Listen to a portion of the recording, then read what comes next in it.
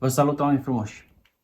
Astăzi o să fac un nou video, un alt fel de video despre altceva, și anume despre un telefon 15 Pro Max, iPhone 15 Pro Max.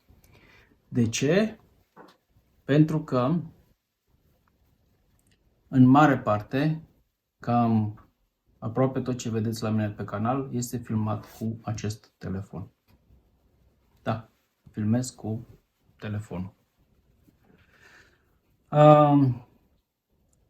De ce 15 Pro Max? Până anul ăsta am avut întotdeauna versiunea compactă de iPhone, da, întotdeauna Pro, 12 Pro sau chiar și 13 simplu, da, versiunea mică, niciodată cea mare. Dar acum am trecut la versiunea mare și la întrebarea e prea mare o să răspund puțin mai încolo. Bun, acum haideți să vă povestesc puțin despre el, dacă l-am de aproape 3 luni de zile și încă nu vi l-am arătat. Acum foarte mulți știți foarte bine ce este acest telefon, cum este construit și toate specificațiile lor, dar dacă tot l-am în mână, haideți să vorbim puțin despre el. Și anume, avem la modelul acesta, la seria 15 de la iPhone, o carcasă din titan. O carcasă din titan. Haideți să nu fim fals informați, să nu fim dezinformați, mai bine spus, și să spunem că avem doar rama din titan, da? Doar o parte din rama din titan. La interior, șasiul este din aluminiu. Acum, faptul că ei au reușit să fuzioneze titanul cu aluminiu, să le sudeze împreună, e ceva de wow, jos pălăria, cum au făcut lucrul ăsta. Dar avantajul la rama din titan se regăsește în mai multe aspecte. Unul dintre aspecte, și a fost pentru mine factorul determinant pentru care eu am ales această versiune mare, e faptul că are o greutate cu 22 de grame, mai mică, mai scăzută decât versiunea anterioară de la seria 14 Pro Max, da? 22 de grame sau 21 de grame, da? Mai exact, cântărește 221 de grame, iar 14 Pro Max cântărea 240 de grame. Nu e o greutate care să zici wow, da? Nu e relativ mică, da? Dar, credeți-mă, se simt ale 21 de grame. Pur și simplu se simt. Și ăsta a fost unul dintre factorul determinant pentru mine. 1. Așa. Acum, un alt factor a fost faptul că avem o carcasă puțin mai mică decât seria anterioară. Mai mică decât 14 Pro Max. Ce înseamnă mai mică? 1 mm din înălțime, 1 mm din lățime. Dar face mult. Face mult și asta. De exemplu, avem o dimensiune de 159,9 mm pe 76,7 mm. Ce avem mai mult față de 14 Pro Max este grosimea. Avem o grosime de 8,3 mm. La 14 Pro Max era doar 7,9 mm. Deci avem 0,4 mm în plus la grosime, dar nu se simte. Și de ce nu se simte? Din cauza designului. Designul, care, poți să zici, da, e la fel. Nu e chiar la fel. Avem această rotunjire a canturilor și pe față și pe spate, care este un câștig mare legat de designul iPhone-ului 15 Pro Max și 15 Pro. Faptul cum se simte în mână, da? Chiar dacă sunt doar ușor rotunjite aceste canturi, se simte foarte, foarte bine, da? Și tocmai de aia diferența aia de grosime de 0,4 mm nu se simte, pentru că stă mult mai așezat în mână. Așa, și pe lângă faptul că avem cumva dimensiunile exterioare puțin mai scăzute decât la 14 Pro Max, avem în același timp un display tot așa infim mai mare decât, puțin mai mare decât 14 Pro Max, pentru că tot datorită ramei de titan a reușit să facă marginile foarte, foarte subțiri,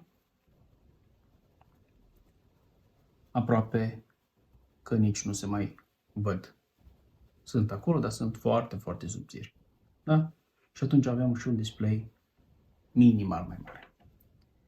Deci corpul mai mic, display mai mare, ce vrei mai mult. Da? Foarte bine. Hai să trecem mai departe. Avem butoanele după partea stângă, sunt încă butoane fizice. Da? Butonul de mut, care acum nu mai colisează sus-jos, poți doar să apeși pe el, denumit de data asta Action Button. De ce? Pentru că acestui buton poți acum să-i atribui mai multe funcții, despre care o să vorbim ceva mai încolo.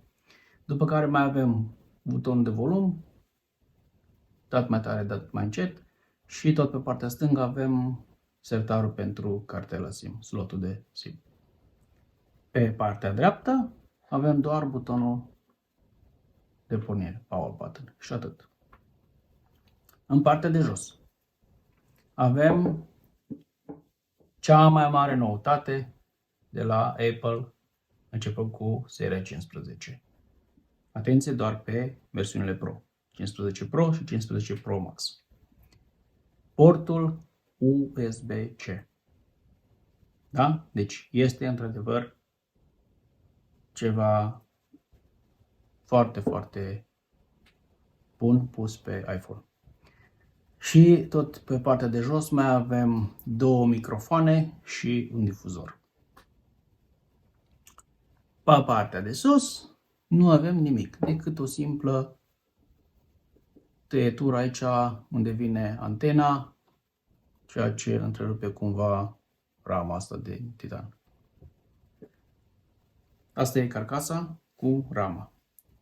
Pe spate avem o sticlă care nici acum nu m-a stat să studiez exact, să-mi dau seama dacă e Gorilla Glass sau ce, cât de întărită e și cât de rezistentă e. Apple spune că este o sticlă texturată mată. Arată bine, arată foarte frumos. Pe versiunea mea de Natur, Titan Natur, e cumva un gri mat, deschis și aici în mijloc lucios mărul de la Apple. Pe spate, mai departe, avem, bineînțeles, modulul de camere. Camere care sunt foarte bune și asta a fost următorul factor principal, de fapt, principalul factor pentru care eu am luat versiunea asta mare anul acesta. Avem de data aceasta o cameră principală de 48 de megapixeli,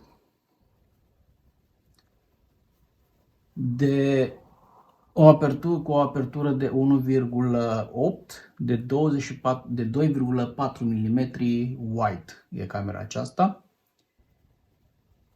și cu ceva senzor Shift OIS, nu știu exact ce e asta.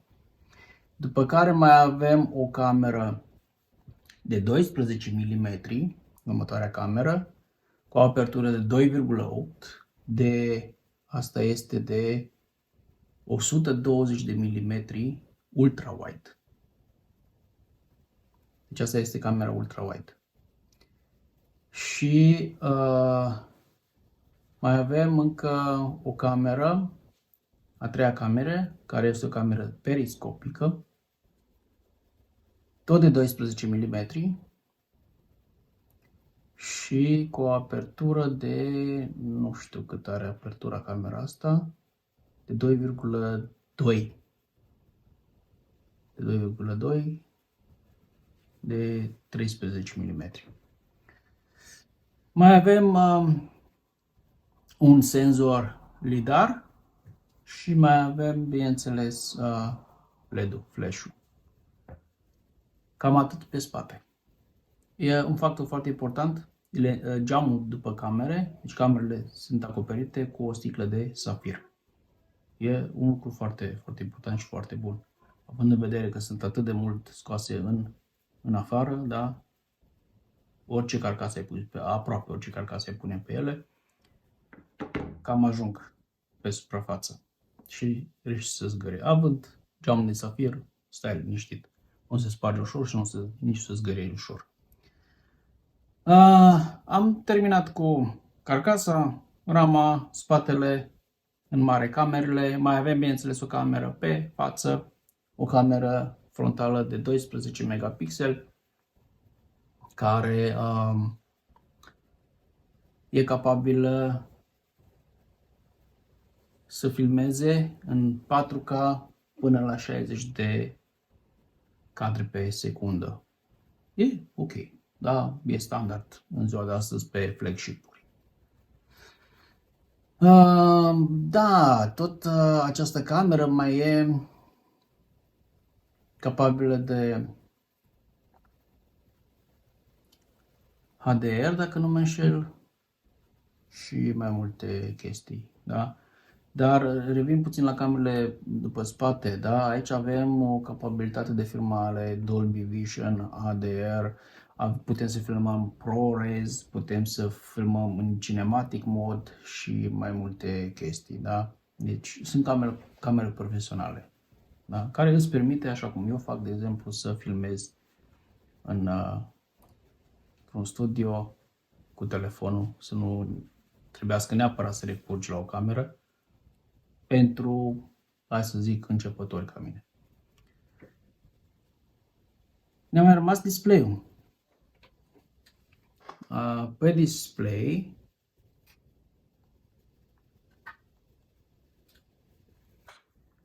ne-a mai rămas display-ul, dar înainte de asta mai avem aici pe față, sub display, da, avem, bineînțeles, senzorul pentru Face ID, care nu vă povestesc de el, toată lumea îl cunoaște, funcționează foarte bine, fără probleme, se deblochează întotdeauna, foarte rapid, foarte simplu. Avem un display,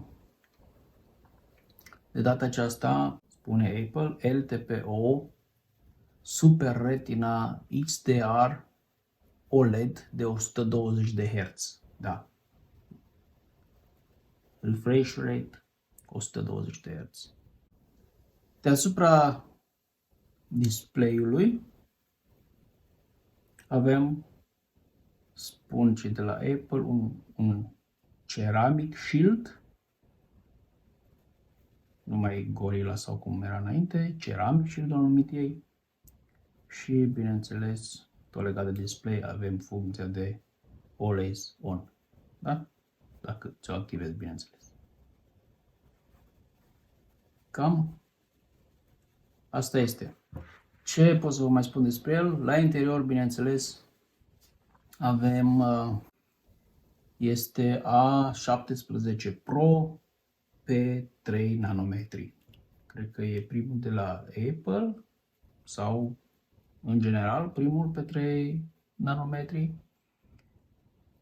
Și se mișcă foarte, foarte bine cu un hexacore cu 6 nuclee și tot așa mai avem un GPU tot cu 6 nuclee. Ca și sistem de operare, bineînțeles că avem iOS-ul, vine preinstalat iOS 17.0 pe el și în momentul de față eu am făcut un update până la 17.3. Bun.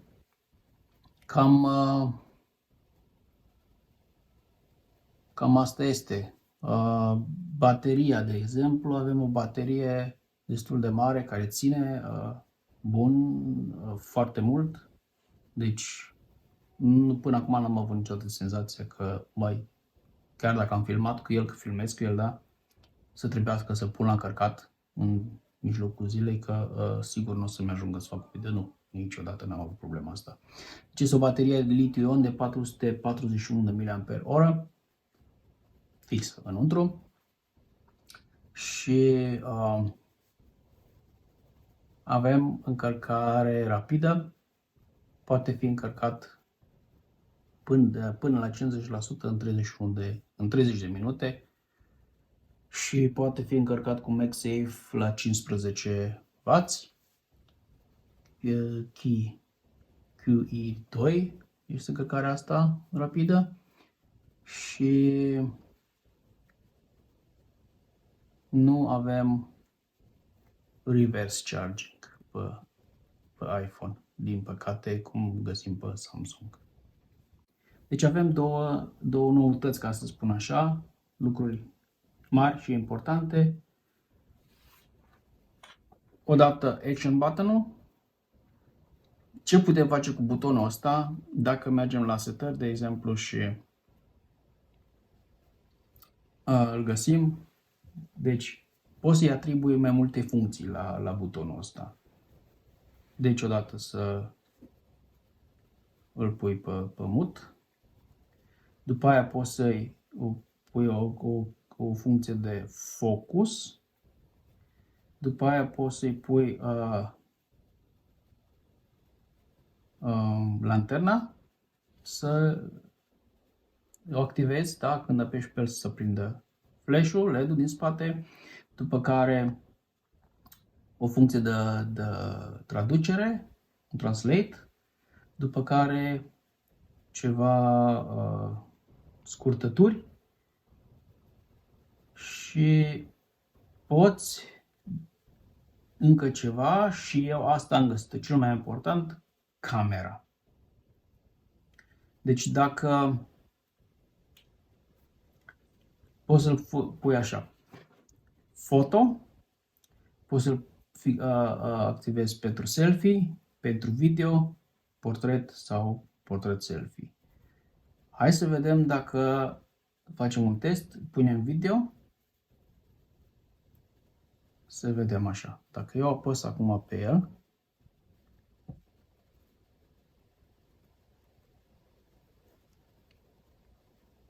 s-a pornit camera pe funcția video.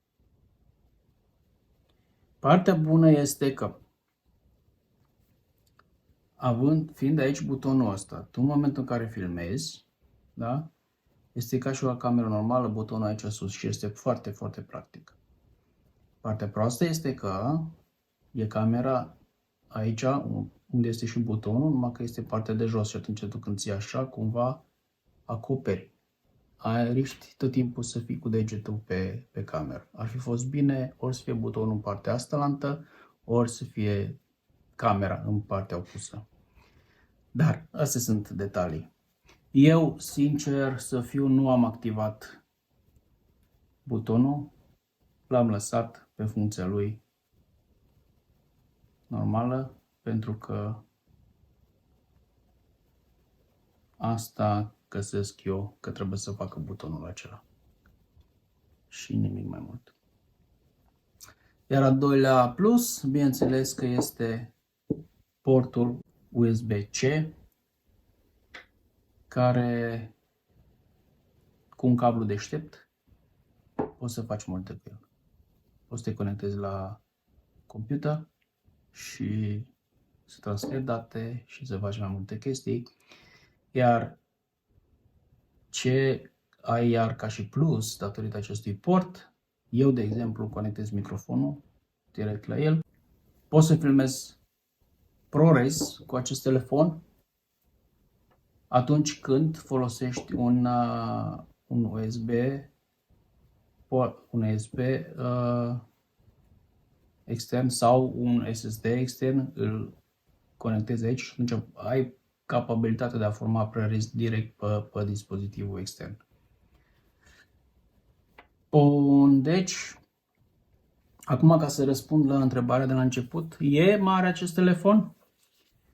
Da, este mare, vreau să vă spun că eu, ca și utilizator de telefon de la Apple, de iPhone, cu dimensiuni normale de atâția ani de zile, trecând la ăsta mare, nu am simțit lucrul ăsta. Foarte repede m-am acomodat, nu mă deranjează nici să-l țin în buzunar, nici să-l folosesc, din contră, mă încântă display-ul ăsta mare, mă încântă funcțiile pe care le are și mă încântă foarte mult modulul de camere de care dispune și tot ce poate să facă aceste camere.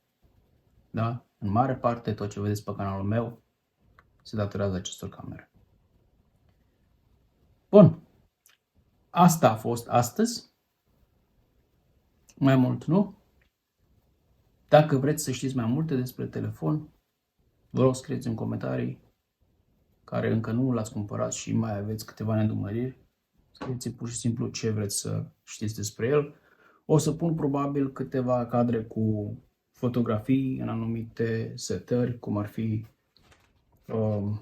un HDR, un zoom 5 ori sau cu funcția macro sau un portret sau modul de noapte sau ceva. Foto, video, o să vedem. O să pun să ruleze pe video. Până data viitoare, vă mulțumesc pentru timpul acordat. Vă mulțumesc că sunteți aici, pe acest canal. Încet, încet crește numărul de urmăritori. Sper să crească și interesul pentru acest canal. Haideți, vă rog, cu idei, cu comentarii, cu comenturi, cu like-uri, bineînțeles, și nu vă mai rețin. Până data viitoare, vă urez toate cele bune. Salutare!